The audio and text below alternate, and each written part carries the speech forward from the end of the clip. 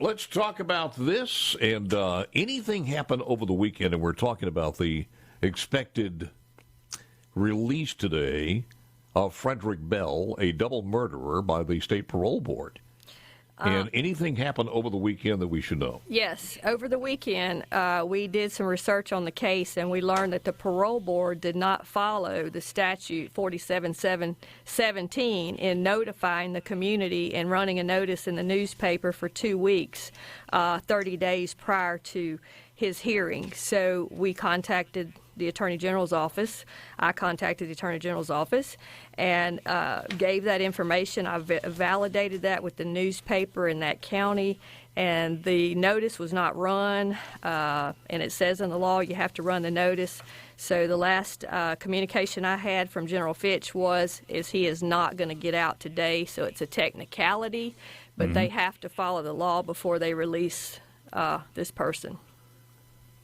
So with that in mind, the delay could be a maximum of how many days do you think? Looking at the statute, I think it could potentially be anywhere from 30 days to 6 weeks. I can read the statute one way, that they need to run it for 2 weeks and then the 30 days starts, but they may not agree with how I read the statute, but it looks to me like it ought to be 6 weeks.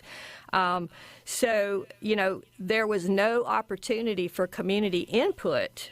And, clearly the rules and regulations for the parole board speak to community input. So I think that's a huge issue, that the notice was not run in the paper so that the community would have opportunity before they made their decision. I feel like they need to go back and revisit their decision once they get community input, because the community is not for the release of this murder of Frederick Bell and of the person in Memphis, Tennessee. So, and you had the victim's brother on, Gene Bell, and I've spoken to him at length. And, Gene, when they met with the parole board in July, the parole board gave them strong indication that they did not have to worry about him being released.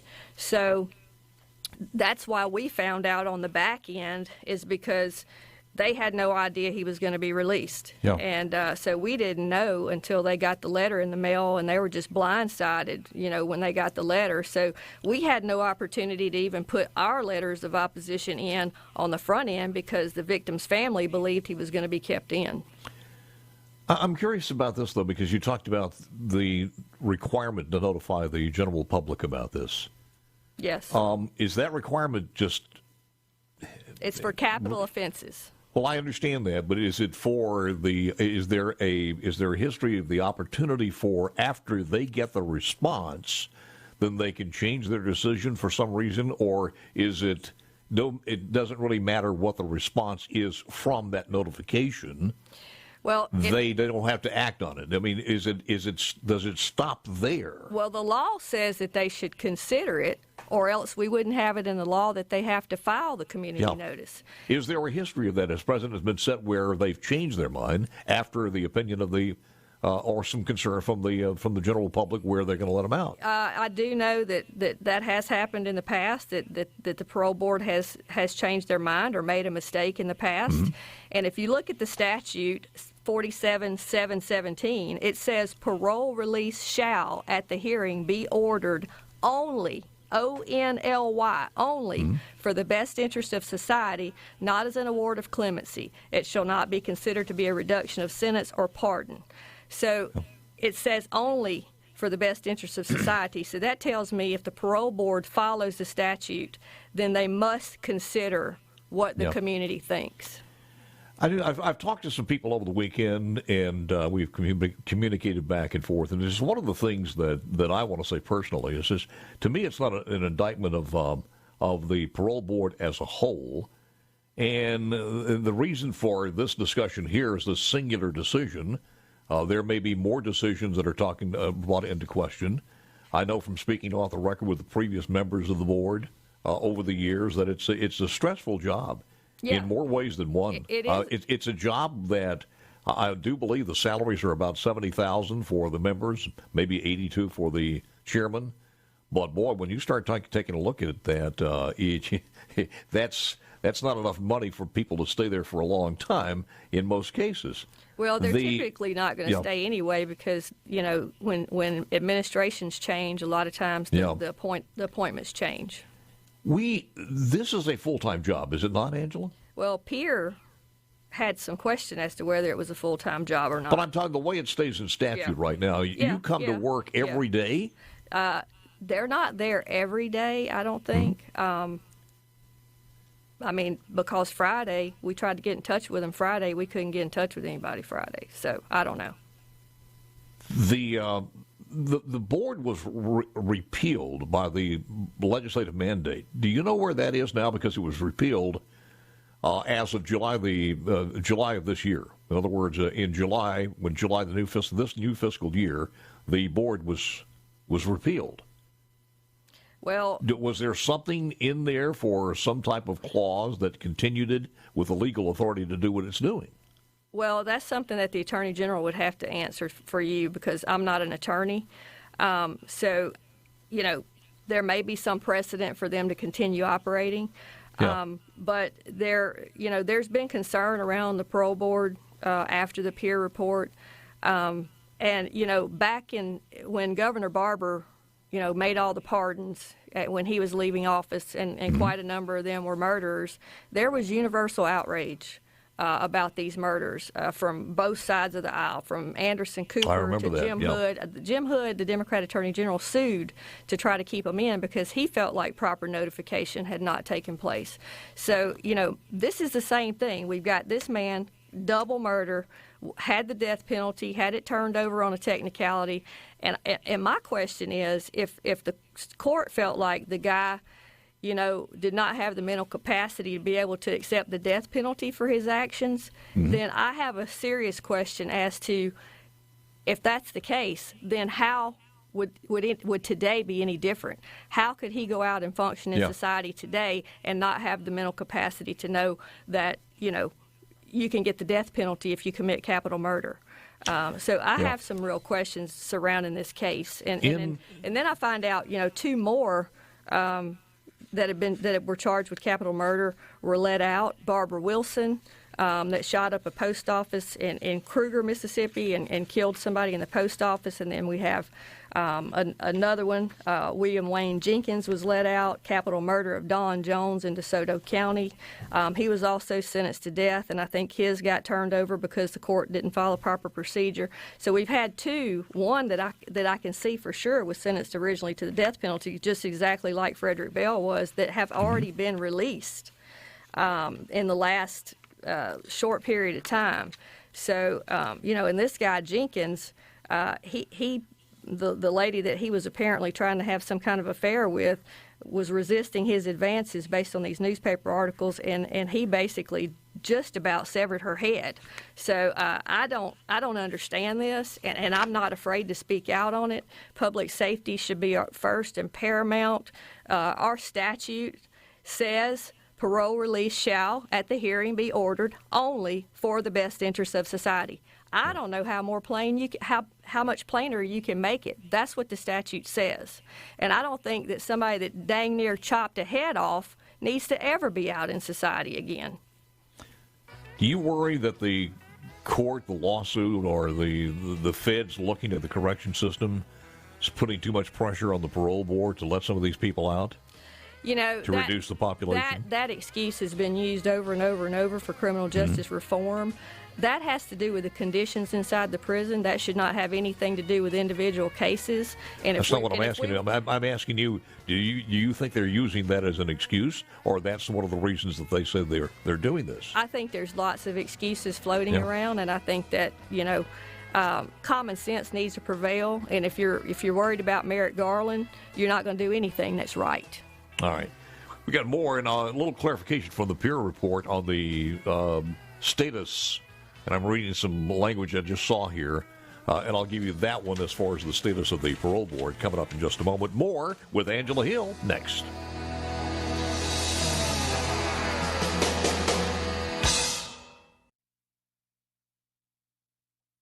Back back live in the SuperTalk studios. Good morning, my friends. I thank you so very, very much for joining us.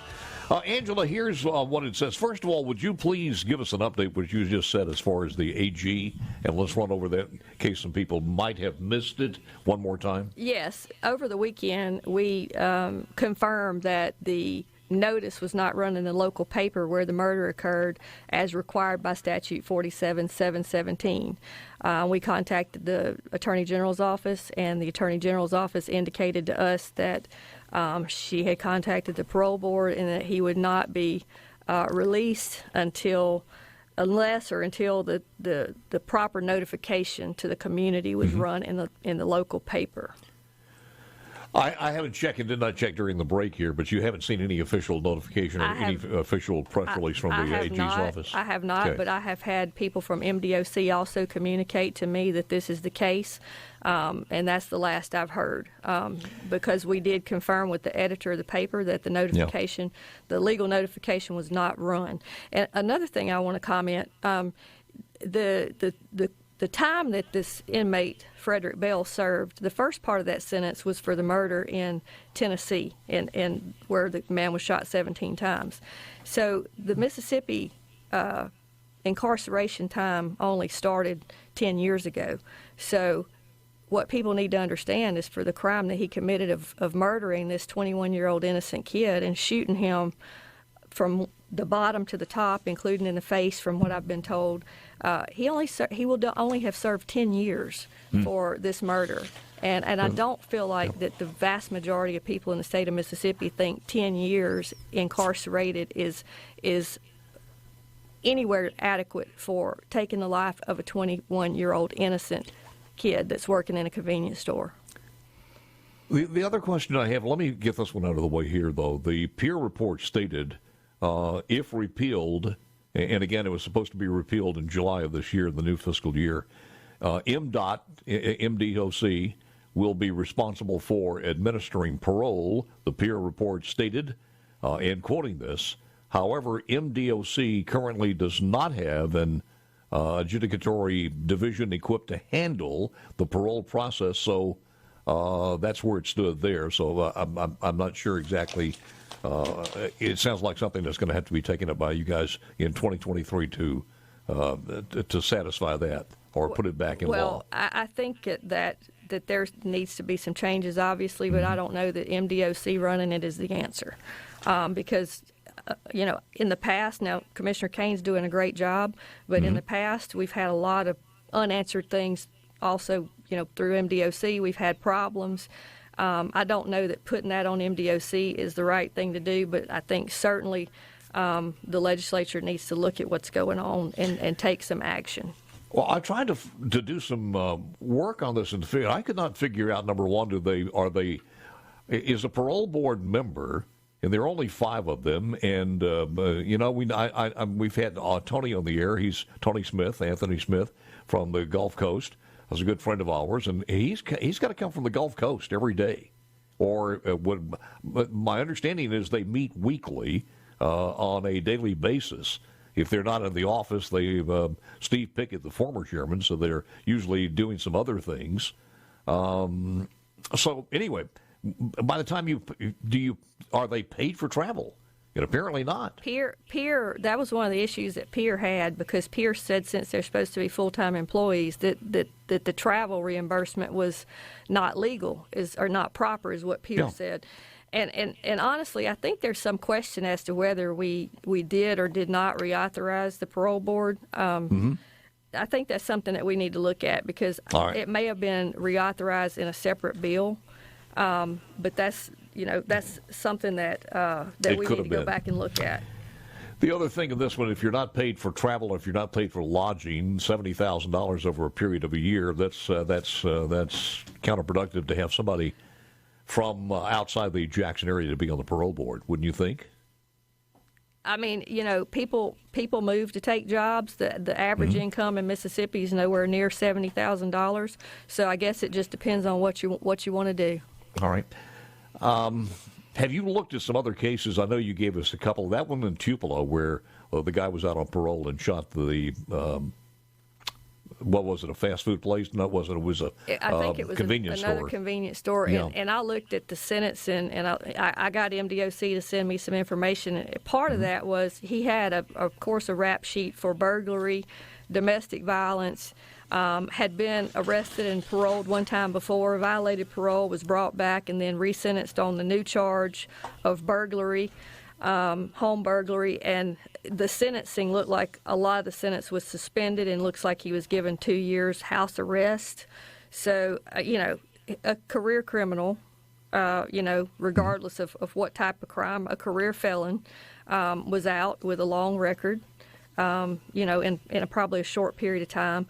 So, I think that we have to consider patterns. I know when I was teaching school, the most common predictor of what a student would do in my class was to look back at what he had done in the previous classes. It really wasn't about a test score, and there's plenty of research to back it up. Future behavior, past behavior is the biggest predictor of future behavior. So, we need to take a bigger look at how these criminals are continuing to get out on the street, whether it's from sentencing, plea bargains, or getting out early through parole, or through some of these MDOC, programs. When they have a rap sheet that reaches from here to Pearl, we might need to look at them a little harder, because it seems that every time you have one of these high-profile crimes, just like in Memphis, they're like, well, how did this person get out? And the public is losing faith in the correction system. They're losing faith in the court system. And I want people to have faith. I mean, in that we're going to try to do the right thing. And so that's why I'm sitting here addressing this, not, for some type of grandstanding incident. I understand. Just feel like let me say this before we run out to the public. Let me say this before we run out of time. In a previous article that I found, Steve Pickett was chairman of the board, and he was there for quite a while. And just some things to let people understand it a little bit better. He says the cases heard by the board includes regular parole hearings for those who are becoming eligible, but you have to serve 25% of your sentence for that to even happen. There are 600 people serving life sentences. This was prior to 1996, said Mr. Pickett. Paroles are rare when it comes to those serving life sentences because those are the toughest decisions, he said. He said, we visit with victims and proponents every Monday afternoon. The parole board is extremely accessible. On a slow month, he says, we make a decision on about 500 people. On a busy month, that number could be anywhere between 800 and 900 people. Previous year, the board looked at about 6,200 cases and denied parole for 1,714 people. And he said, the parole board reviews cases every day, is what Steve Pickett said in that archived article that I found. That's true. Here's one more thing here, and I've got to ask you this. Because in relationship to the proper notification in the public, if they're going to be released in their neighborhood, does the parole board have any requirement to make sure if this guy's release is kind of based in some way or the other on mental incapacity and being mentally incapable of understanding where he is? Do they have some responsibility to make sure that he is in an environment that addresses that? I would think so, but we were told that he passed the GED and could now function in society. But, in all my years of teaching school and dealing with mentally challenged students, my sister deals with them every day, that's just not something, if it's true what they said to get the death penalty overturned, that can't be cured. I mean, it's not like something that you just can't gain. I don't know the details of who evaluated him or how, but you just can't gain IQ. You just can't gain IQ points if you're mentally challenged. Just because you lived longer. Was that actually the wording on this when he passed the GED? So he's mentally capable of handling everything now. I mean, I don't know, but we were told when we contacted the parole board, some of the legislators that told a friend of mine that he passed the GED and was rehabilitated and could function in society now. So you don't go from somebody deeming you too mentally challenged to know that you're potentially going to get the death penalty if you shoot somebody 17 or 9 times to saying, oh well, they're perfectly fine now. It makes no sense at all. Would a bill find home in your committee there as far as transparency is concerned, accountability, efficiency, and transparency? Would there be a bill working out of that committee? I would hope so. I would hope so. So we are likely to see some changes one way or the other, or at least a debate on changes coming up in 2023. Well, the first thing we need to do is make sure that we have people on the parole board that follow the law, especially when it comes to capital offenses. I think it's a huge disservice to the community and to the family to not follow the law, with the community notification, and then to mislead the family to think that the person's going to stay in jail. This whole thing's been a disaster. Never one who is shy about speaking out, and we appreciate that. Thank you so much.